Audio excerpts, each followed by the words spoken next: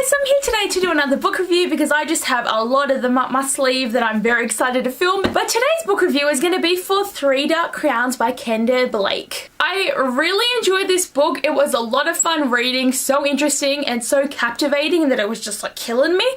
And I really enjoyed it, and I just can't wait for One Dark Throne because that's just going to be amazing and just shit's going to go down in that book, and I'm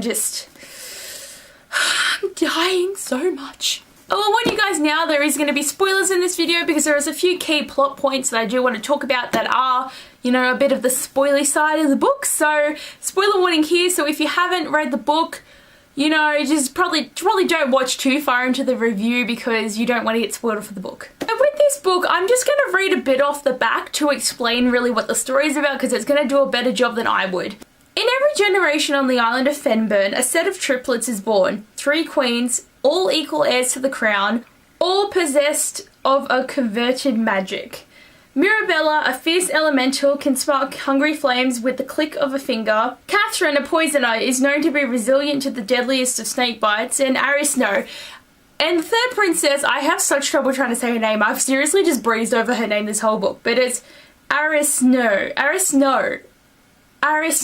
A naturalist, is rumoured to have the ability to bloom the reddest of roses. But becoming the queen crowned is not just a matter of royal birth.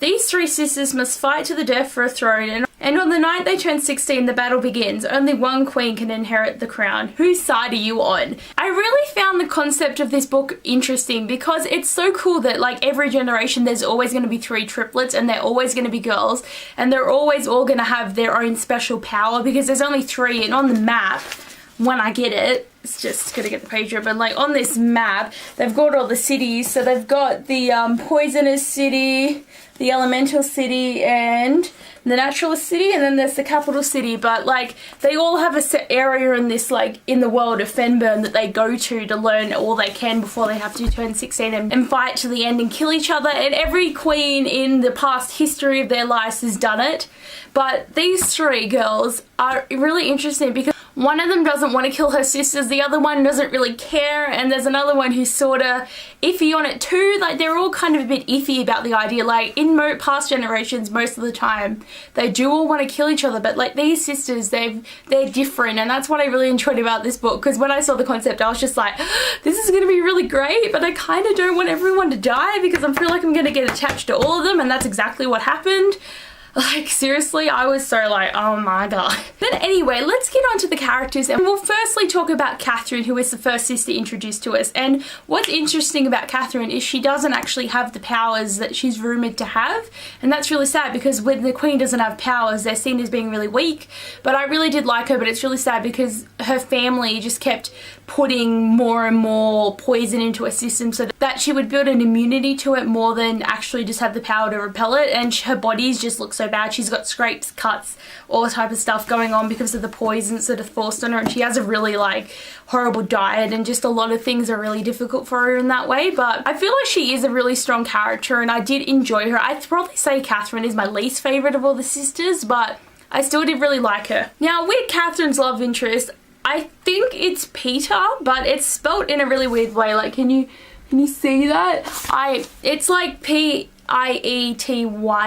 and I think that does say Peter because I have seen that in other books, but I'm not sure. But I'm gonna call him Peter. But I really liked Peter as he was coming into the story to be like someone to help Katherine so she'd be good with her suitors and teach her like the art of seduction and everything. But I really did like their romance and how he started liking her through these lessons. I felt like the lessons were not even needed to be a part of this book though, because it was just a way to bring in a romance for Katherine, because I didn't see how it would have gone in any other way. But I did really like Peter, and I think he was a great character. But seriously, the moment at the end of the book where Peter pushed Katherine into the bottomless pit of the Breckau domain, I was like, oh shit.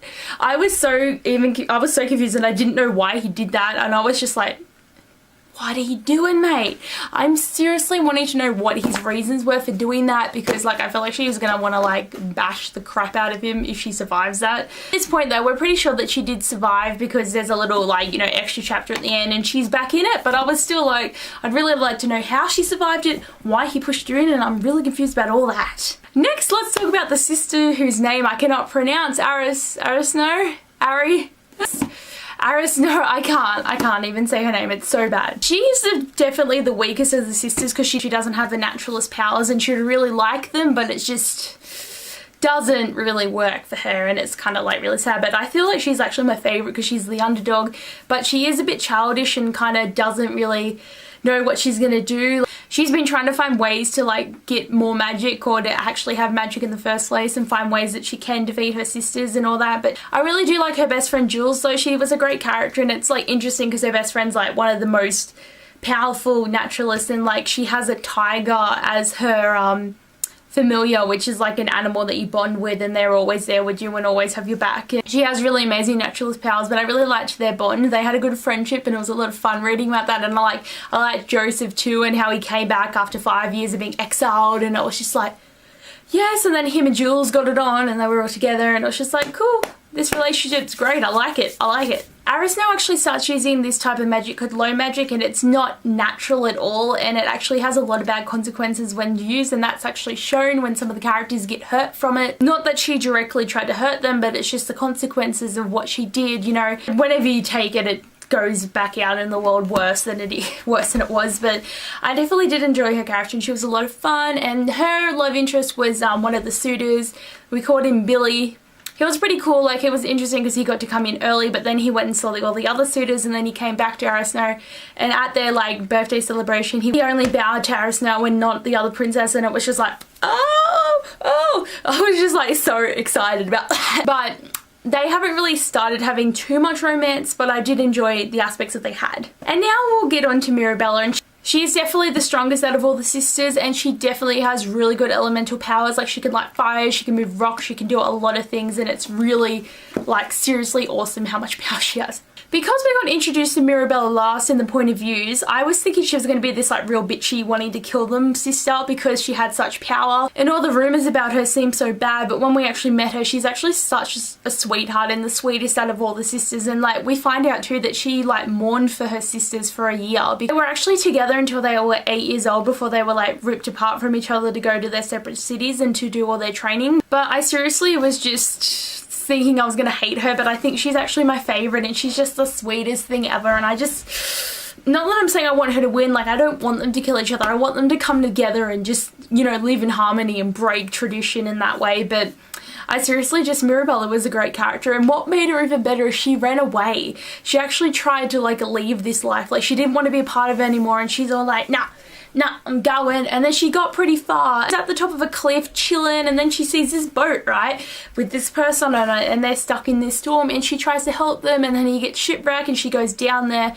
And it's really interesting because the minute she sees him, she like falls in love with him, and then she's like hugging him to keep warm, and then he's all like, you better keep me warm in another way, and then they just have sex right there on the beach. And then you find out it's Joseph, you know, Jules' boyfriend and long lost love. And it was like, oh, like I was so like freaking out because I did not expect that love triangle to have Jules and the sister and Joseph, and just I was so not even okay. And it's like, that's like one of the bad things with the low magic is Snow made a love potion for Jules and Joseph, and then she was like, no, I'm not gonna do this. She chucked it in the fire, so it's kind of affected Jules in loving Mirabella. And it's just like, I kind of think I ship it a bit more because it's just so much like interestingness to it. And it was really fun too because like they're walking around and chilling and trying to get away, then Aristotle and Mirabella come together, and they're like, and Mirabella's just like trying to be nice, and she's like, I don't want to hurt you, I'm going to be with my sister. And Aristotle's like, no bitch, you're not gonna kill me. And I was just like, oh my god, I'm dying. Then Mirabella gets taken back again, and I'm just like, wow. And then she's on lockdown again, and I was just like, It just was like pissing me off. I was like freaking out because I wanted her and Joseph to be together. So like finally when they got to like their 16th birthday and had the celebration, they're all showing off their powers and doing everything. And then like Snow has Jules help her with some power or thing and trying to give her a familiar of a bear. Then the bear gets loose and like kills people, and then Mirabella's all freaking out that Joseph jumps in front of Mirabella, and then Jules is all like, oh, you cheating on me, even though he told her a little while beforehand. But it was just like everything was happening, and you know, Katherine was chucked down that hole, and then everyone's just fighting, and Snow finds out that she's actually a poisoner, not an elementalist. And I was just like, ah. It's just like the biggest cliffhanger ever because Jules like ate some chocolate, so that were poisoned, and then Arasno came back after she got healed, and then she's like, yo, you know, I ate them too, and I'm like, fine. So I'm like, you know, poison her. But I was just so, like, this book definitely had flaws of being really slow in the beginning, and it was kind of like taking a while for it to get into the story, and then when it finally did, it was like the last 50 pages, and then I'm just like, it can't get good now because the book's ending and I'm gonna have to wait a whole year. Like, I'm so not okay. I need the next book, like, I needed it like yesterday, you know? Like, I'm seriously so mad that it's not going to be out for like a while, and I need it. Another thing too with this book though is there's like about 20 POVs in it. Like, we've got the sisters, but there's so many other characters that are in there, because you know how you get those other POVs where it's like, oh, we're actually going to like mess this crap up, and like every other character doesn't know, and you're just like,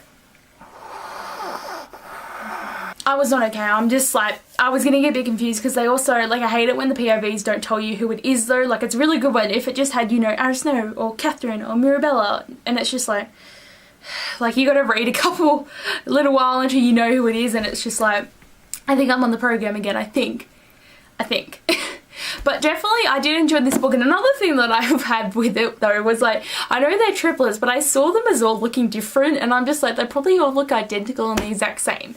And I'm here thinking they look like totally different, which is kind of funny.